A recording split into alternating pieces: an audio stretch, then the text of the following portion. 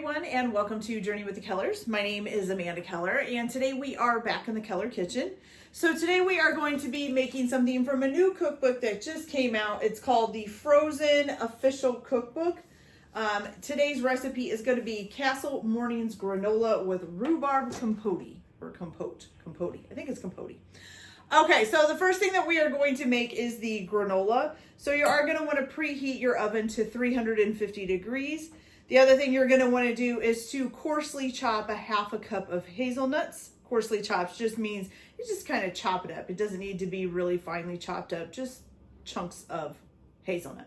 And then you're also going to need a sheet pan with a piece of parchment paper on it. Now it does suggest using for this also a heat safe bowl that you can put in the oven. And this is a Pyrex bowl, so this one can go in the oven, okay? All right, so the first thing that you're going to do after you have all that done is you're gonna go ahead and combine 1.5 cups of rolled oats. Ooh. So we have 1 cup here. And then a half a cup.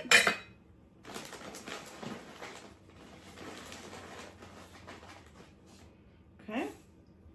Then you're also going to put in 1/4 cup of rye flakes. Now, I did have to get the rye flakes off of Amazon. I didn't see them locally. So you can get them on Amazon if you need to. Okay. 1/4 cup of rye flakes. You're going to need 1/4 cup of pumpkin seeds.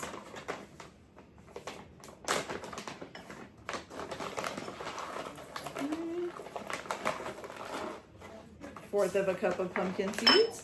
Then you're also going to need 1/4 cup of sunflower seeds. Now these are actually roasted and salted sunflower seeds. It doesn't say that they need to be raw or anything.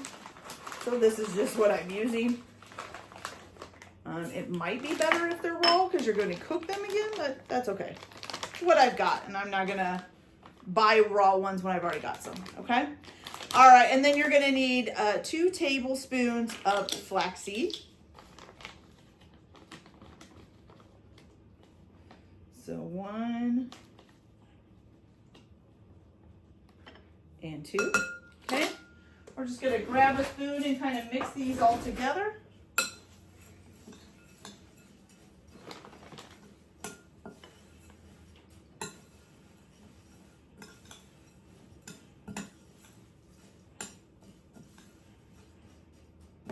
Okay, so what you're going to do is you are going to pour this onto your parchment paper on your sheet pan. You need to leave a little bit of an empty space. So you're just going to pour it on here and then try to evenly spread it out. And you're going to leave the empty space because that's where you're going to put your hazelnuts. Okay. Trying to evenly spread it out. It's a lot of stuff, okay? All right, I think we got it pretty good there. And try not to go off your parchment paper. That way, when this is done cooking, you can just pick up the parchment paper, which is what it suggests you do. So try not to go off of the parchment paper. Then on this empty space that you left, you're going to pour your hazelnuts. Okay, there we go. Same thing, try to keep them on the parchment paper as well, but still try to evenly spread them out. And the reason why you're putting those separately is because they may brown faster and may need to be removed before the other stuff is done, okay? So now what you're going to do is you are going to put these in a 350 degree oven, and you're going to bake them for about 15 minutes. And you need to be checking and also probably scraping the stuff around every once in a while, okay? And then if the hazelnuts are starting to brown too much, you can go ahead and remove them early. And then you're going to basically check their granola too and make sure, like on the last 5 minutes. So for the first 10 minutes, they should be okay. Just maybe stir them a couple times. But the last 5 minutes, you'll want to keep checking them to making sure they're not darkening too much. If they are darkening too much, then you can go ahead and pull them out of the oven, okay? So let me pop these in the oven. Oh, it's not quite up to 350 yet, so we'll just leave that there for now. Okay, So while that is in the oven for your 15 minutes, and we'll wait for the timer to go off before, or the, well, not timer, but the thing telling us the oven is up to temperature. So what you're going to do now is you're going to make basically kind of like a sauce that goes over top of that once you pull it out of the oven. And you need the heat-proof bowl for this because you're going to stick this in the oven for just like a minute or so, okay? So in your heat-proof bowl, while your granola is baking, you're going to go ahead and add in, let's see here. You're going to need 2 tablespoons of honey. So we have almost 1 tablespoon here. There we go. 1 tablespoon of honey. And then we're going to get a 2nd tablespoon.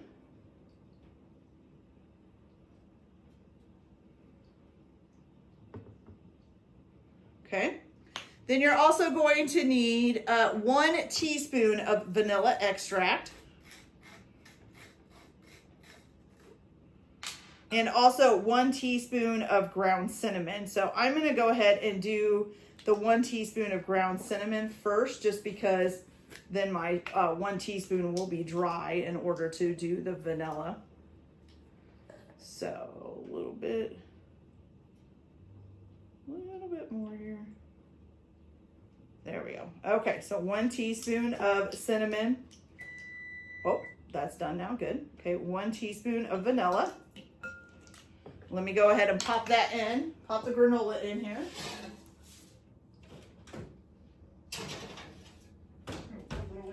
For 15 minutes. Okay.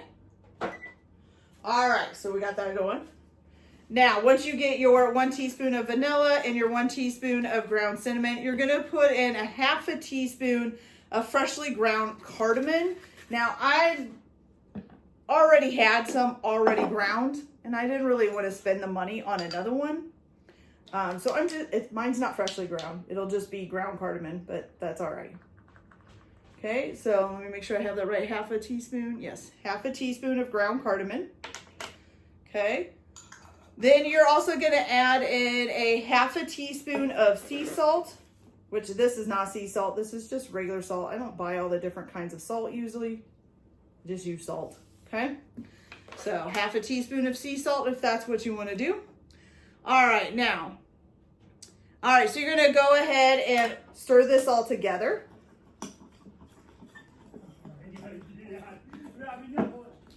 And what you're going to do is the last minute that your granola is cooking in the oven, you are going to go ahead and stick this in the oven with it to cook along with it for that last minute, okay?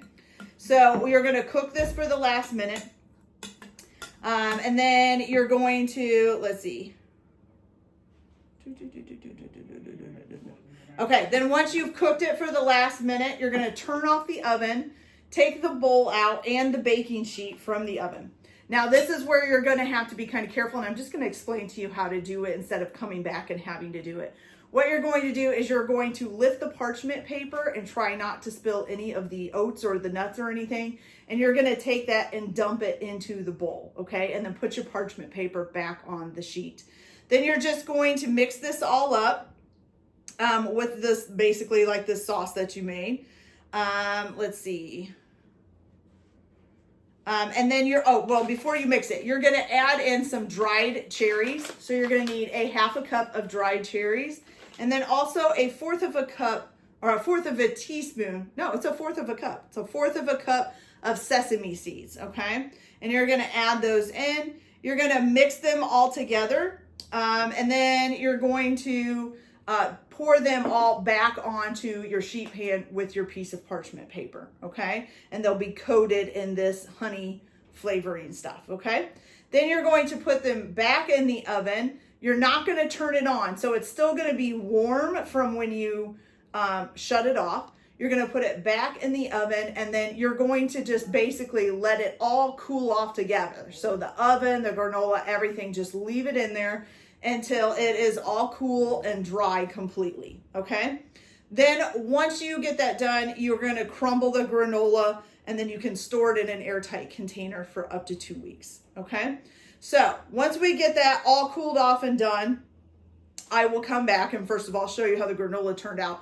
But then we're going to make the compote, the rhubarb compote. Now, if you can't find rhubarb locally, I actually had some that was frozen in my refrigerator. So if it is not rhubarb season, you can use other stuff that is in season. So that will be up to you.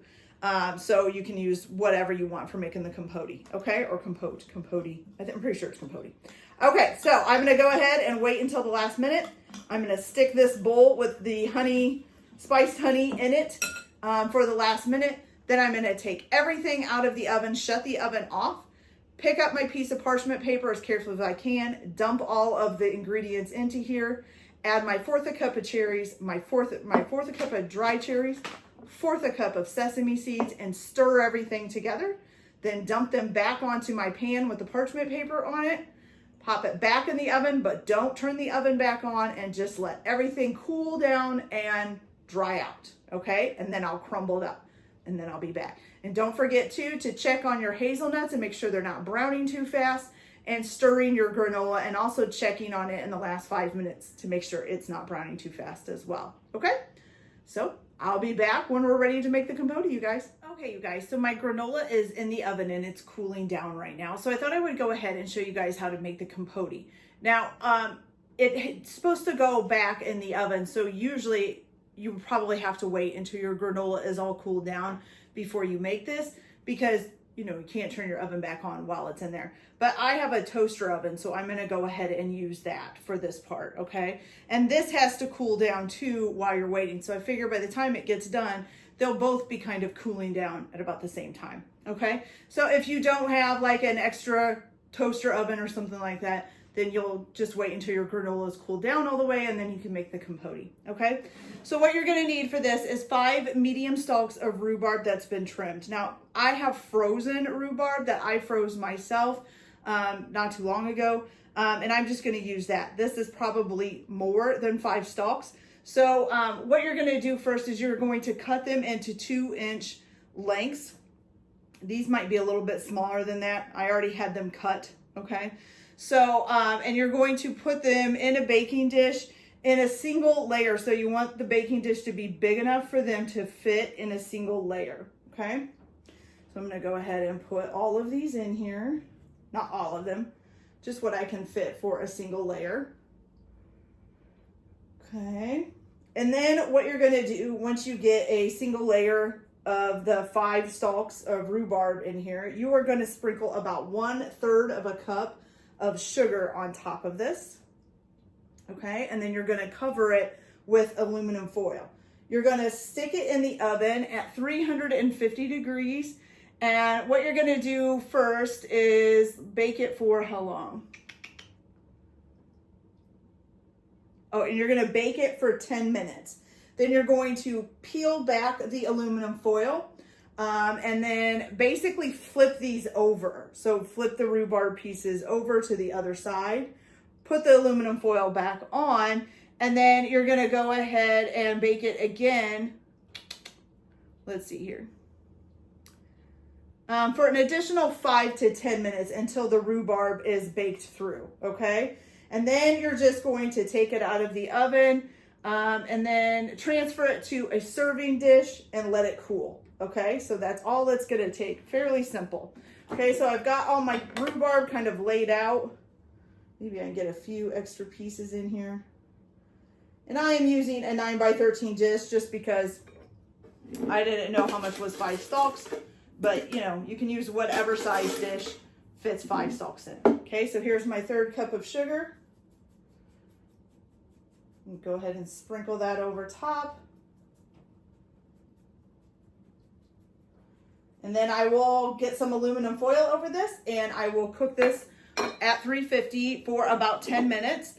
And then I will peel back the aluminum foil, flip them all over, put the aluminum foil back, and cook it for another 5 to 10 minutes until the rhubarb is completely cooked through, okay? Then you're just gonna put this in a serving dish and let it cool. So once both the granola and the compote are cooled off, then I will come back and show you guys how we serve this up, okay? So I'll be back in a little bit. Okay, you guys, so we got our granola all done. This looks pretty good. And then our capote is all nice and cooled down too. So now what you're gonna do is either using plain yogurt or vanilla yogurt, and I have vanilla yogurt here. You're just going to put some in a bowl or whatever. Then you're just gonna add some granola to it. You can kind of put this all like on the sides if you want. And then put some compote, I can't say that. Compote, whatever. Okay, put that in there. And then you've got a nice little treat. This would be great to have for breakfast or just a little treat if you want something a little bit healthier than what it usually is. And so let's give this a try and see how it turned out. I'm going to try it all together, and then I want to try a little bit of the capote by itself and a little bit of the granola by itself and see how it tastes. So let's see.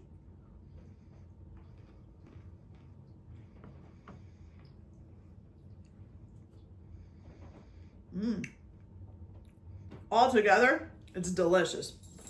And it actually kind of gives me a hint of like rhubarb pie. That's delicious. Okay, so let me try a little piece of just the rhubarb compote by itself.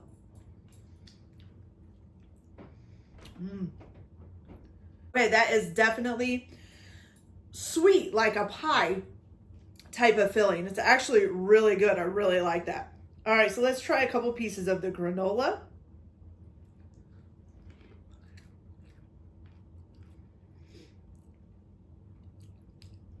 That's good too.